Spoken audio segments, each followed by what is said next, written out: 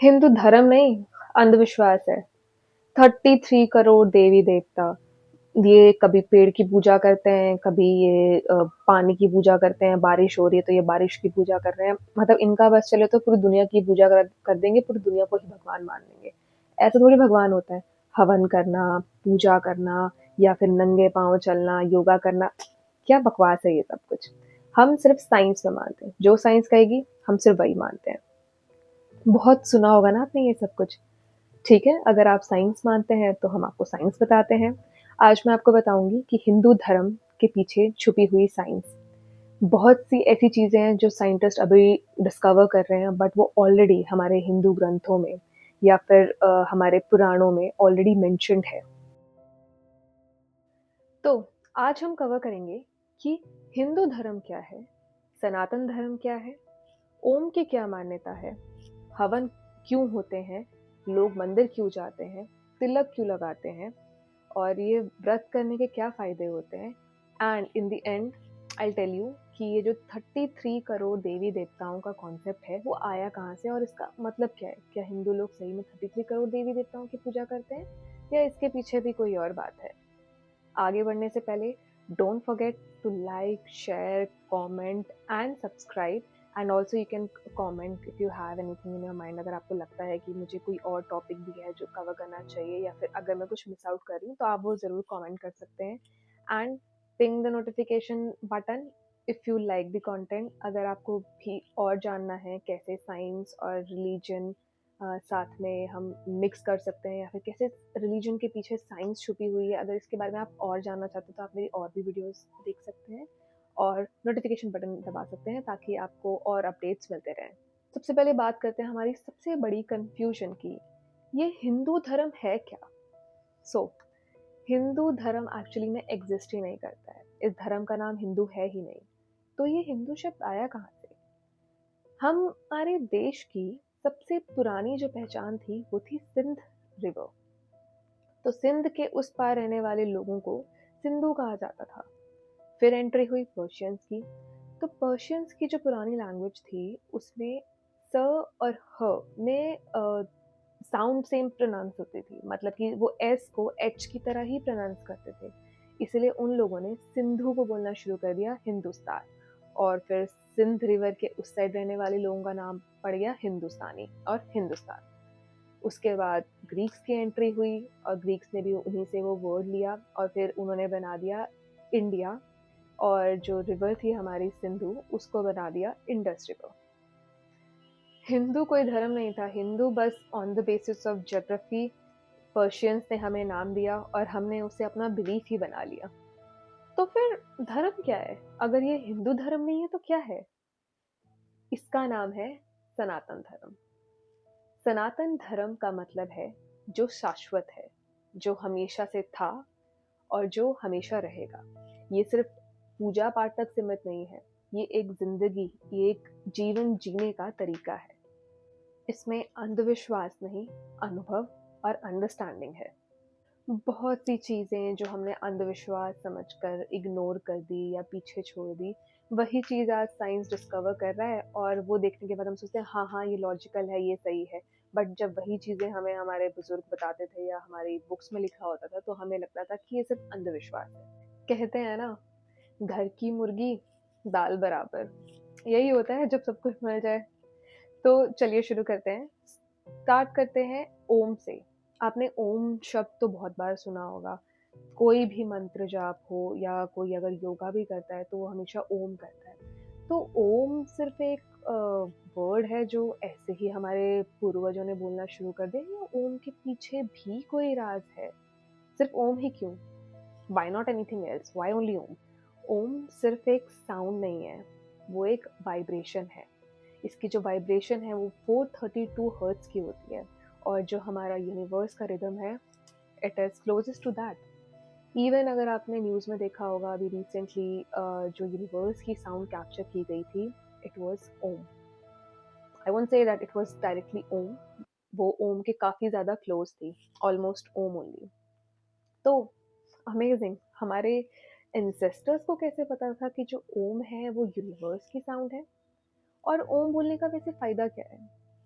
जब आप ओम कहते हैं, it's a long O and M, तो उससे आपका चेस्ट जो है वो कॉन्ट्रैक्ट और एक्सट्रैक्ट होता है, जिसकी वजह से रिलैक्सेशन एंड हार्मोन्स रिलीज होते हैं, जिससे स्ट्रेस दूर होता है एंड फोकस इंक्रीज होता है। अब ये हवन क्या होता है और हवन क्यों करते हैं?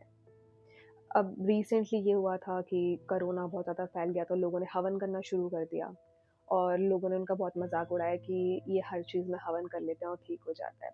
बट क्या हवन से सही में इफेक्ट होता है? कोई बीमार होता है, हवन कर देते हैं और वो ठीक हो जाता है। घर में कुछ नेगेटिविटी लगती है तो हवन करते हैं, वो ठीक हो जाता है। ऐसा क्यों है?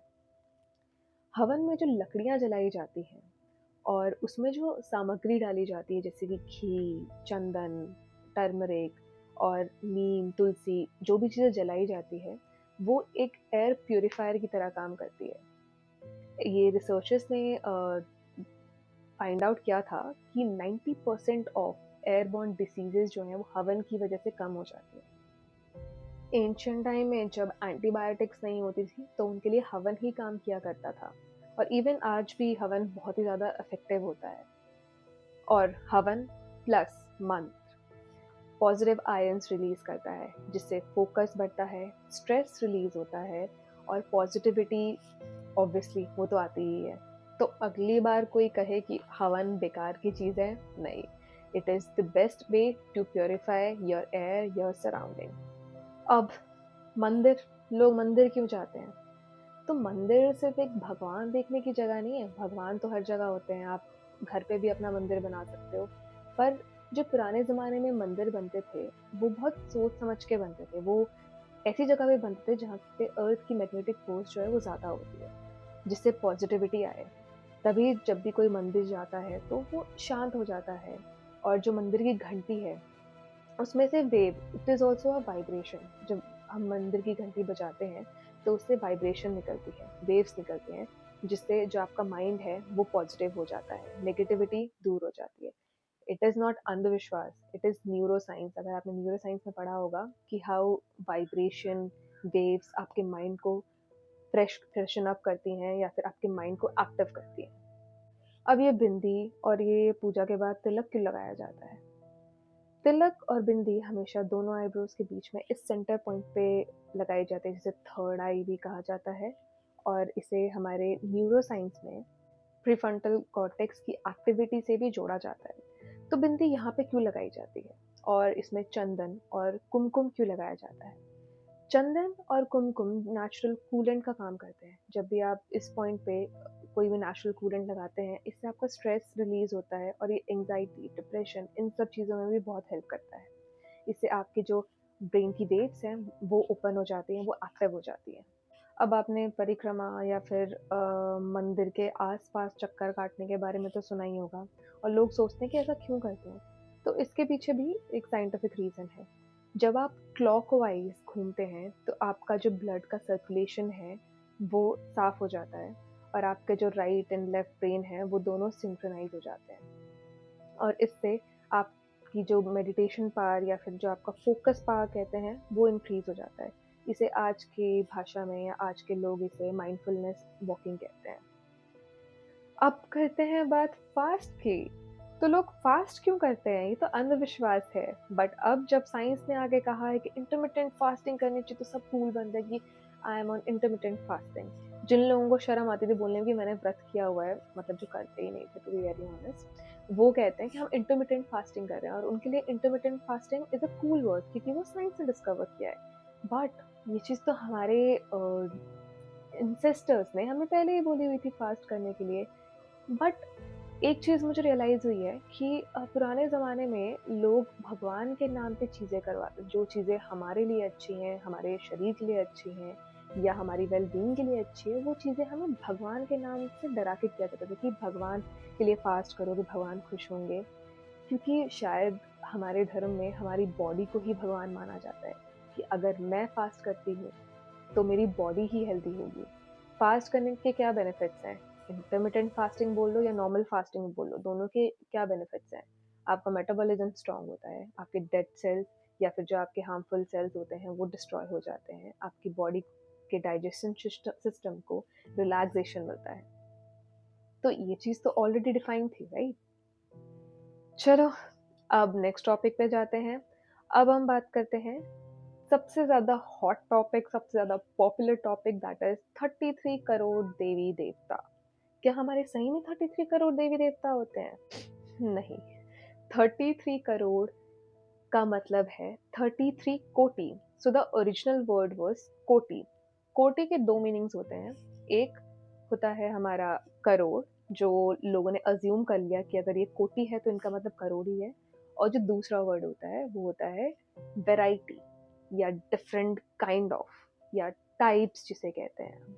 तो जो हमारे 33 कोटि है उसका मतलब है 33 type of gods, 33 type of fundamental forces. हमारे यहाँ पे जो फंडामेंटल फोर्सेस है उन्हीं को गॉड बोल दिया जाता है, जिसमें इंक्लूड होता है number 1 12 Adityas, energy and time cycle, जिसमें सन के 12 फॉर्म्स इंक्लूड होते हैं, हमारे seasons, biological cycles, space, everything is included. So the number 2 is 8 Vasus, physical elements, including fire, air, water, space, energy, 11 Rudras, breathing, nervous system, emotions, and everything. And 2 Ashwinis, medical, recovery, health. अब अगली बार अगर कोई तुम्हें कहे कि 33 करोड़ देवी देवता होते हैं तुम्हारे, उनको बोलना कि पहले पढ़ के आओ, उसके बाद बात करते हैं। तो 33 करोड़ देवी देवता, जो भी मैंने आपको बताया, 33 कोटि, उसका क्या मतलब है? ये सारी फंडामेंटल फोर्सेस है। जैसे कि मैंने पहले कहा कि ऐसा होता था पुराने ज़माने में कि हर चीज़ को वो भगवान बोलते थे, ताकि हम उस चीज़ का गलत फ़ायदा ना उठाएं मे बी। तो इन्होंने सारे एलिमेंट्स को ही भगवान का नाम दे दिया, ताकि हम नेचर को एक्सप्लॉइट ना करें, ताकि हम पेड़ों की रक्षा करें, ताकि हम जानवरों को इज्जत दें, ताकि हम अगर हम खाना खाते हैं तो हम खाने को भी इज्जत दें। ये रीज़न था कि हम हर चीज़ में ही भगवान ढूंढते हैं, क्योंकि इन the end of the day हम सब यूनिवर्स ही हैं, हम सब यूनिवर्स के पार्टिकल से बने हैं, वी आर यूनिवर्स। तो हिंदू धर्म अंधविश्वास नहीं है, हिंदू धर्म एक ऐसी हिडन साइंस है जिसे हमने कभी समझने की कोशिश ही नहीं की। और जैसे जैसे हम आगे बढ़ रहे हैं हमें रियलाइज़ हो रहा है कि हमने बहुत बड़ी गलती की, वरना सारी चीज़ें तो हमारे रिलीजन में ही ऑलरेडी मेंशन थी। So that's all for today's video. I'll come up with second part. If you have suggestions, अगर आपको लगता है कि कोई ऐसी और भी स्टोरीज हैं, ऐसी और भी चीज़ें आपने सुनी हैं जिन्हें आप अंधविश्वास मानते थे, पर आपको बाद में रियलाइज़ हुआ कि वो अंधविश्वास नहीं, वो रियलिटी थी, या फिर आपके पास कुछ ऐसी है कि आपको अभी भी लगता है अंधविश्वास ही है और आप चाहते हैं कि मैं उस पर रिसर्च करूं और आपके सामने आके दोबारा वो वीडियो बनाऊं, तो do let me know, do comment, and don't forget to subscribe. Okay, नमस्ते, बाय बाय।